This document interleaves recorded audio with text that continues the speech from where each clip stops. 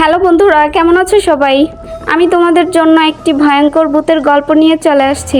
আচ্ছা বন্ধুরা, কথা না বাড়িয়ে যাওয়া যাক মূল গল্পে।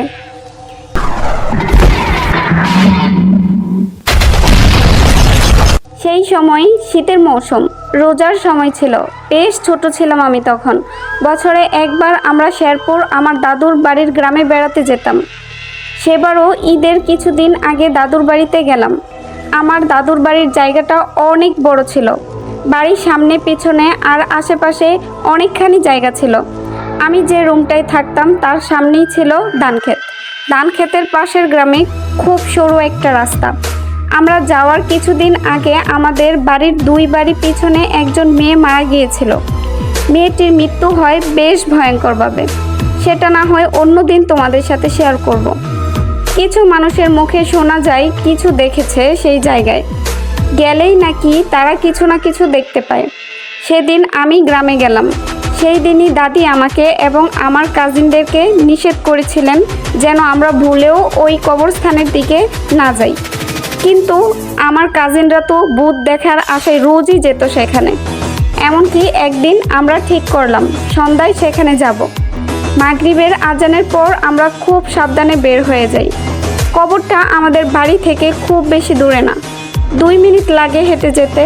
এবং আমি যেই ঘরে ঘুমাতাম সেই ঘরের জানালা থেকেই কবরটা খুব পরিষ্কারভাবেই দেখা যেত। তো সেখানে যাবার পর আমরা সবাই জড়সড়ো হয়ে দাঁড়িয়েছিলাম।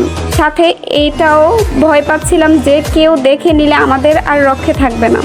এরপর হঠাৎই আমার একজন কাজিন মজা করে চিৎকার দিয়ে বলে উঠল, সাপ সাপ। সেটা বলার পর সবাই সেখান থেকে দৌড় দেয়। আমিও সাথে দৌড় দেই। দৌড় দিতে গিয়ে আমি একটা গর্তে পা দিয়ে পড়ে যাই, কিন্তু কেউই টের পায়নি যে আমি পড়ে গেছি। পড়ে যাওয়ার পর আমি উঠতে গিয়ে একবার পিছনে তাকাই। তারপর আমি ঠিক যা দেখি তারপর থেকে আমি আজ পর্যন্ত কবরের সামনে আর কখনো যাইনি। আমি দেখলাম একটা ছায়া মূর্তি, সে পুরুষ নাকি মহিলা তা বোঝা যাচ্ছিল না। শুধু তার হাতটাও উপর করা, কাউকে দূর থেকে ডাকার জন্য যেভাবে হাত উপরে তুলতে হয় ঠিক সেভাবে। ছায়া মূর্তিটা একটা গাছের নিচে দাঁড়িয়েছিল। সেই দিন খুব সুন্দর চাঁদের আলো থাকায় খুব স্পষ্টভাবে বোঝা যাচ্ছিল ছায়া মূর্তিটা আমাকে ডাকছে। এরপর কোনো মতে উঠে পিছনে না তাকিয়ে দৌড় দিই। এরপর ঘরে চলে আসি। ওই দিন রাতে ঘুমাতে যাওয়ার সময় বারবার সেই দৃশ্যটা আমার মনে পড়ছিল, আমার চোখের সামনে ভেসে উঠছিল। সবাই যখন রাতে সেহরি খাওয়ার সময় উঠছিল, আমি একটু দেরি করে উঠছিলাম। উঠতেই দেখলাম সেই ছায়া মূর্তিটা আমার জানালার 5 থেকে 6 কদম দূরে দাঁড়িয়ে আছে আর একইভাবে আমাকে হাত তুলে ডাকছে। আমার কেন জানি মনে হলো সে আমার দিকে তাকিয়ে হাসছে। আমি এরপর শুধু একটা চিৎকার দিলাম। তারপর আর কিছু মনে ছিল না আমার। সকালে ওঠার পরে আব্বুদের বললাম আমার সাথে ঠিক কী হয়েছিল।